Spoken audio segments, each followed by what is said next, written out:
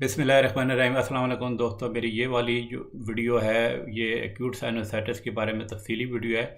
इसमें क्या होता है कि आपके जो नाक के अंदर जो स्पेसेस होती हैं जिनको हम साइनसेस बोलते हैं, उसकी जो है ना सोजिश हो जाती है और उनमें स्वेलिंग हो जाती है, ठीक है। और जिसकी वजह से वहाँ से ड्रेनेज नहीं हो सकती और उसके अंदर रेशा यानी म्यूकस जमना शुरू हो जाता है। एक्यूट साइनोसाइटिस में जो है ना आप नाक के ज़रिए सांस लेना आपके लिए मुश्किल हो सकता है और आपका जो आँखों के इर्द गिर्द एरिया है और जो फेस है, आपको ऐसे फ़ील होता है कि जैसे स्वेलिंग हो रही है। और फिर ये कि आपके फेस यानी चेहरे पे दर्द, चेहरे में दर्द भी हो सकता है और साथ साथ सर में दर्द भी हो सकता है। एक्यूट साइनोसाइटिस जो है आमतौर पे इसकी जो वजह होती है वो जो नज़ला ज़ुकाम होता है वही वजह होती है। अगर तो बैक्टीरिया का कोई ऊपर से इन्फेक्शन डेवलप नहीं होता तो जो है ना एक्यूट साइनोसाइटिस आमतौर पे 1 हफ्ते से 10 दिन में ये जो है ना ठीक हो जाता है। और बेसिकली इसकी सिंपल जो होम रेमेडीज़ हैं जो मैं आपको आगे चल के बताऊँगा जिससे ये ठीक हो सकता है। और अगर तो ये 12 हफ्ते से ज़्यादा जो है ना साइनोसाइटिस रहे, मतलब ट्रीटमेंट के बाद भी, तो वो जो है ना इसको हम क्रॉनिक साइनोसाइटिस बोलते हैं। इससे पहले मैंने इसके बारे में एक शॉर्ट वीडियो अपलोड की थी, उम्मीद है आपने देख ली होगी। आज मैं इसके बारे में तफसील से बात करूँगा। तो पहले तो इसकी मैं सिम्टम यानी अलामात एक एक करके आपको बता देता हूँ। इसमें ये होता है कि एक तो आपके जो नाक से ना बड़ा एक तरह का थिक जो है ना जो है ना वो डिस्चार्ज आता है, ठीक है। यानी नाक बहता है जिसमें उसका जो डिस्चार्ज का कलर है वो पीला भी हो सकता है, ग्रीनिश भी हो सकता है। और फिर ये कि आपके जो गले में जो है ना वो मतलब रेशा गिरता है जिसको हम अपनी मेडिकल टर्मिनोलॉजी में पोस्ट नेजल ड्रेनेज कहते हैं। इसके अलावा आपका नाक बंद हो सकता है और उसमें कंजेशन यानी स्टफ़ी फीलिंग होती है जिसकी वजह से आप नाक के ज़रिए आपको सांस लेने में मुश्किल पेश आ सकती है। फिर ये कि आपका जो चूँकि वो आइज़ के जो साइनसेस जो आप इमेजेस में देख रहे हैं, जो आइज़ के इर्द गिर्द जो है ना वो जो है पेन हो सकता है, फिर टेंडरनेस हो सकती है। मतलब यानी कि आप वहाँ पे थोड़ा सा प्रेस करें तो वहाँ पे ऐसे बंदे पेशेंट को दर्द फील होगा, ठीक है। और उसकी जो है फिर मतलब जो इसी तरह चीक्स में मतलब जो है इंसान के जो चेहरे के जो गाल होते हैं, फिर जो है नाक, और फिर जो वो है फोरहेड है मतलब माथा है, वो जो है उसमें जो है ना पेन और टेंडरनेस हो सकती है। और जब वो इंसान ऐसे सर नीचे झुकाता है तो सिम्टम ज़्यादा वर्स हो सकती हैं, ठीक है। इसके अलावा फिर ये कि आपके जो कुछ और सिम्टम हो जाती हैं, मिसाल के तौर पे आपके कान में प्रेशर हो सकता है, सर दर्द होता है, और आपके जो है ना दांत में भी दर्द हो सकता है। फिर ये कि आपकी जो स्मेल की जो सेंस है वो चेंज हो सकती है, खांसी आ सकती है, जो है ना आपका जो है ना वो अम, मतलब जो है सांस में बदबू आ सकती है, फटीक हो सकती है, मतलब एक थकावट हो सकती है इंसान को। और इसके अलावा बुखार भी हो सकता है, ठीक है, हल्का बुखार भी हो सकता है। अच्छा, वैसे तो जैसे मैंने शुरू में बताया कि इसके ज़्यादातर केसेस को के वो सिंपल होम रेमेडी से ठीक किया जा सकता है और डॉक्टर के पास जाने की ज़रूरत नहीं पड़ती। लेकिन यह कि अगर आपकी सिम्टम जो है ना 1 हफ्ते से ज़्यादा रहें तो आप ज़रूर डॉक्टर से दिखाएं, ठीक है। या फिर जो सिम्टम्स बहुत ज़्यादा शदीद हो जाएं और आपको बुखार जो है बिल्कुल परसिस्टेंट हो जाए, मतलब बुखार उतरने का नाम ही ना ले रहा हो, और फिर यह कि आपको अगर हिस्ट्री है बार बार इस तरह के साइनसाइटिस के अटैक की, तो ज़रूर आपको डॉक्टर को दिखाएं, ठीक है। तो इसमें एक और चीज़ भी आप ख्याल रखें कि कुछ इसमें इस तरह की सिम्टम कुछ सीरियस बीमारियों की भी होती हैं, ठीक है। तो उस सूरत में तो आप फौरी तौर पर डॉक्टर से रब्ता करें। मतलब अगर बहुत ज़्यादा तेज़ बुखार हो, ऐसे आपको कंफ्यूज आप फील हो रहे हैं, मतलब दिमाग ऐसे जो है ना कंफ्यूज हो, ठीक है। और या फिर आपकी जो है ना नज़र में कोई डबल विजन है, दो तो धुंधला नज़र आए, ठीक है। और आपकी जो है ना गर्दन स्टिफ हो जाए तो और इसके अलावा फिर आपकी जो है ना जो आइज़ के जो है ना बहुत ज़्यादा पेन और स्वेलिंग हो जाए, ठीक है। तो ये जो इस तरह की सिम्टम जो है ना वो ख़तरनाक बीमारी मेनिंजाइटिस की भी हो सकती हैं इस तरह की। तो ऐसी सूरत में मतलब बहुत ज़्यादा सीवियर सिम्टम हो जो मैंने अभी बताई हैं, तो उस सूरत में तो फौरी तौर पर आप डॉक्टर को दिखाएं। अब मैं आपको बताता हूँ कि इसकी एक्यूट साइनोसाइटिस की क्या कॉजेज़ होती हैं, मतलब किस वजह से होता है। एक्यूट साइनसाइटिस आमतौर पे नज़ले ज़ुकाम की वजह से जो है ना एक तरह की उसकी वो फर्दर एक सीक्वल कह लें, ठीक है, इस वजह से होता है। इससे पहले मैंने नज़ले ज़ुकाम पे भी वीडियो पोस्ट की हुई है, वो बड़ी मालूमाती वीडियो है, वो आप ज़रूर देखिएगा। अच्छा, और फिर यह है कि जो ज़ाहिर है वो जो नज़ले ज़ुकाम की वीडियो अगर आपने देखी है तो मैंने बताया था कि वो वायरस की वजह से होता है। तो कुछ केस में ये ना कि इसमें फिर बैक्टीरिया का भी इन्फेक्शन हो सकता है, ठीक है। अब मैं इसमें रिस्क फैक्टर बता देता हूँ कि किन लोगों को ज़्यादा इस साइनसाइटिस का रिस्क है। अगर तो आपको कोई है फीवर या एलर्जिक कंडीशन है जिसकी वजह से साइनसेस में प्रॉब्लम होती रहती है, तो ये एक तरह का रिस्क फैक्टर है। फिर जैसे ज़ुकाम का मैंने आपको बताया रिस्क फैक्टर है।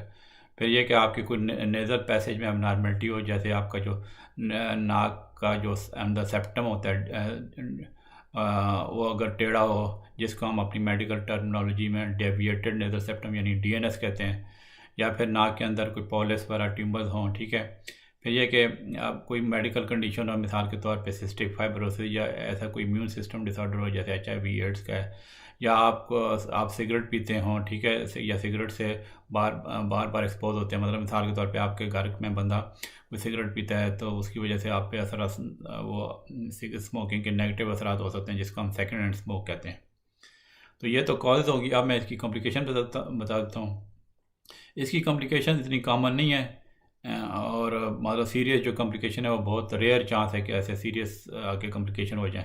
लेकिन अगर हो सीरियस कोई कॉम्प्लिकेशन हो जाएं तो वो जो है वो मैं अभी बताता हूँ कि क्या क्या हो सकती हैं। एक तो क्रोनिक साइनसाइटिस हो सकता है, यानी कि यही बीमारी लॉन्ग टर्म चल सकती है, मतलब ट्रीटमेंट के बावजूद, जिसको मतलब अगर 12 हफ्ते से ज़्यादा हो तो उसको हम क्रोनिक साइनसाइटिस कहते हैं, ठीक है। अच्छा, फिर इसके जो है मेनिंजाइटिस हो सकता है, जिसमें मतलब यानी कि आपकी जो ब्रेन के अंदर ब्रेन के जो इर्द गिर्द जो झिल्लियाँ होती हैं, मेम्ब्रेन कहते हैं, उसका इन्फेक्शन होता है, ठीक है। मतलब जो है ना, और जो आपके ब्रेन के अंदर फ्लूइड होता है और स्पाइनल कॉर्ड में, तो उसका जो है ये इन्फेक्शन मेनिंजाइटिस इसको कहते हैं। अच्छा, इसके अलावा फिर और इन्फेक्शन हो सकते हैं। मिसाल के तौर पे आपकी जो है यही इन्फेक्शन अगर बोन में चला जाए तो उसको हम ऑस्टियोमाइलाइटिस कहते हैं, अगर स्किन में चला जाए तो सेलुलाइटिस कहते हैं। फिर विजन प्रॉब्लम हो सकती है, अगर आपके इन्फेक्शन जो है आई की सॉकेट में चला गया तो इसकी वजह से विजन कम हो सकती है, और ब्लाइंडनेस का भी चांस होता है जो परमानेंट हो सकती है, ठीक है। अच्छा, अब मैं इसके प्रिवेंटिव मेजर बता देता हूँ। तो उसमें यह कि ये जो मैं स्टेप्स प्रिवेंटिव स्टेप्स मैं ये बताने लगा हूँ, तो अगर आप उस पर अमल करें तो साइनसाइटिस का रिस्क कम हो सकता है। मतलब एक तो ये कि आप अपर रेस्पिरेटरी इन्फेक्शन से बचें। मतलब ये कि अगर जिन लोगों को ज़ुकाम नज़ला लगा हुआ है या जो उनसे आप थोड़ा सा अपने आप को बचाएं, ठीक है, और अपने हाथों को बार बार धोएं साबुन से, ताकि जो है ना आपको इन्फेक्शन लगने का ख़तरा कम हो जाए, ख़ास तौर पे खाना खाने से पहले। और फिर इसके अलावा आप अपनी एलर्जीज़ का कुछ शिकार हैं तो एलर्जीज़ को मैनेज करने के लिए आप अपने डॉक्टर से वो रिव्यू करें। फिर यह कि सिगरेट स्मोकिंग से बचें और जो ना सेकेंड हैंड स्मोक से भी बचें। और अगर आपके घर में वो एयर जो है वो ड्राई है तो ह्यूमिडिफायर लगवा लें, उसका बड़ा फ़ायदा हो सकता है। मतलब यह कि जो ख़ास तौर पे जो जिन लोगों के घर के अंदर हीटर लगे हैं सर्दियों का मौसम में तो वो जो है ना उसमें एयर ड्राई हो सकती है, तो वो आप उसको जो है ना मतलब ह्यूमिडिफायर के ज़रिए आप एयर में मॉइस्चर ऐड कर सकते हैं, जिससे वो आप साइनसाइटिस से बच सकते हैं। तो ये भी ख्याल रखें कि आपका ह्यूमिडिफायर बड़ा वो क्लीन मतलब जो है ना और क्लीन रहे, और जिसमें कोई मोल्ड वगैरह ना जाए, ठीक है। अच्छा, अब ये तो मैंने प्रिवेंटिव में ये बता दिया। अब मैं इसका आपको बताता हूँ कि जब पेशेंट हमारे पास आते हैं तो हम इसको डायग्नोज कैसे करते हैं।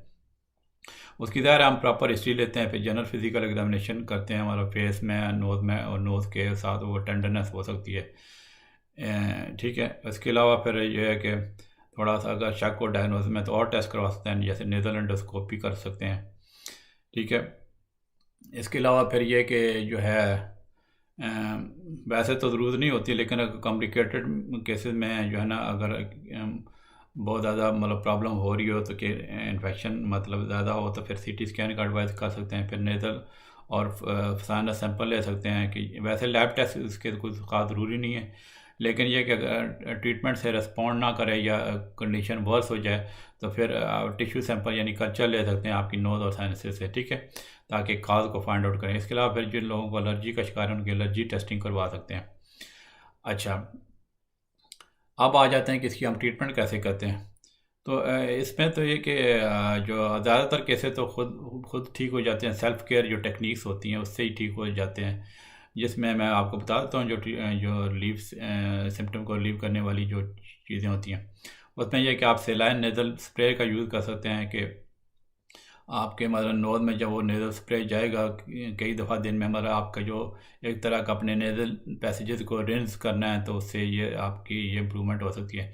इसके अलावा नेज़ल कोर्टिकोस्टेरॉइड आते हैं जो नेज़ल स्प्रे मतलब इन्फ्लेमेशन को कम करते हैं। मिसाल के तौर पर फ्लूटिकाज़ोन नेज़ल स्प्रे आता है, ठीक है, और बुडिसोनाइट जो है ना, जो राइनोकोट एलर्जी के नाम से आता है, वो उस तरह के स्प्रेज आते हैं। मोमिटाजोन जो नेज़ोनेक्स के नाम से आता है, ठीक है। इसके अलावा बेक्लोमेथाजोन जो है ना, ये स्प्रे, ये सारे स्टीरॉयड कंटेनिंग स्प्रेज होते हैं जो आपकी जो नोज़ के अंदर से इन्फ्लेमेशन और ये सारी जो है ना उसको कम कर सकते हैं।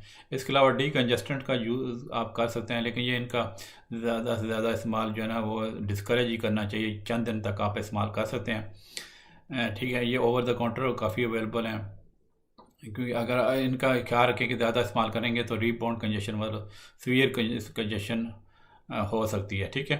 फिर एलर्जी मेडिकेशन आ जाती हैं, मतलब एलर्जी की जो मैंने एलर्जी की भी वीडियो जो ऑलरेडी बनाई हुई हैं, तो वो आप देखें। उसमें अगर एलर्जी के आप पेशेंट हैं तो एलर्जी वाली वीडियो देखें, आपके लिए काफ़ी हेल्पफुल रहेगी, ठीक है।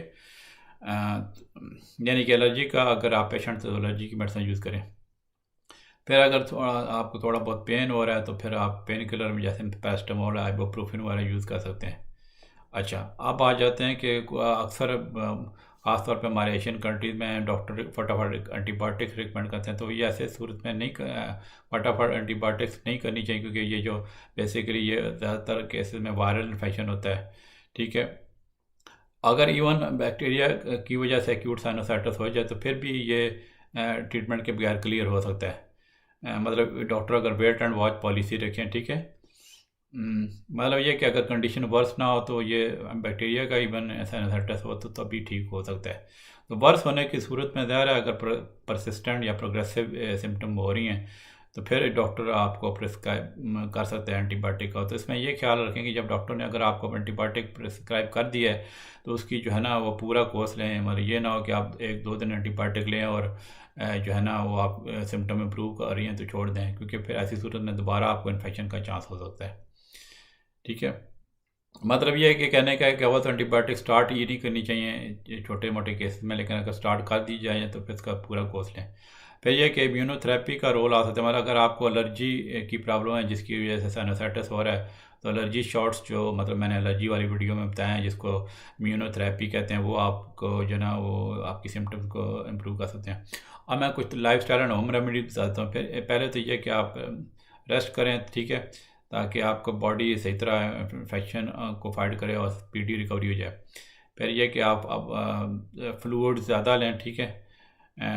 इसके अलावा फिर वार्म कंप्रेसेस का यूज़ कर सकते हैं। मतलब यह कि आप नाक के इर्द गिर्द और फोरहेड पे आप वार्म कंप्रेस लगाएं, गर्म पट्टियाँ, तो वो जो है ना प्रेशर जो साइनसेस में आया हुआ है इस वजह से, तो उससे रिलीव मतलब इन गर्म पट्टियों से रिलीव हो सकता है। फिर आप अपनी साइनस कैविटीज़ को मतलब उसका मॉइस्चन करें, ठीक है, मॉइस्चन करें, क्योंकि मतलब यानी कि आप मतलब अपने सर के इर्द गिर्द जैसे मिसाल के तौर पे तौलिया बांध लें, मतलब जो है ना उसमें एक तरह का गर्म जो है थोड़ा, तो उसमें यह कि जब आप ब्रीदिंग करेंगे जो मतलब यह कि जो मतलब यह कि ना जैसे वो अक्सर करते हैं ना कि वो एक हॉट वाटर में वो जो है ना उससे जो है ना वो भाप लेते हैं, ठीक है। मतलब बर्तन किसी में हॉट वाटर ले लें, सर पे तौलिया बांध लें, ठीक है, तो उससे वो भाप लें, तो वो जो है मतलब आप भाप अपने फेस की तरफ उसकी डायरेक्शन हो, तो ठीक है, तो ये आपकी सिम्टम्स इम्प्रूव कर सकते हैं। इसके अलावा फिर हॉट शावर भी ले सकते हैं, ठीक है, वो भी आपकी सिम्टम्स जो है ना इम्प्रूव कर सकते हैं। इसके अलावा फिर आप अपने नेज़ल पैसेजेस को रिंस करते रहें, मतलब जो ना जो स्पेशली डिज़ाइन जो स्क्वीज बोतल होती है जैसे साइनस रिंस के नाम से आती है, ठीक है, और नटी पॉट के नाम से आती है। तो ये जो है ना ये बेसिकली इसको नेज़ल लवाज कहते हैं। ये जो है ना आपको साइनसेस को क्लियर करने में मददगार साबित हो सकता है। अल्टरनेटिव मेडिसिन का कोई ख़ास रोल नहीं है इसमें। ये थी मेरी जो वीडियो एक्यूट साइनसाइटिस के बारे में। उम्मीद है आपको ये वीडियो पसंद आई होगी। अगर इसके बारे में कोई क्वेश्चन हो तो ज़रूर आप कमेंट्स में पोस्ट करें। इंशाल्लाह मिलते हैं अगली वीडियो में। ओके जी, अल्लाह हाफ़िज़।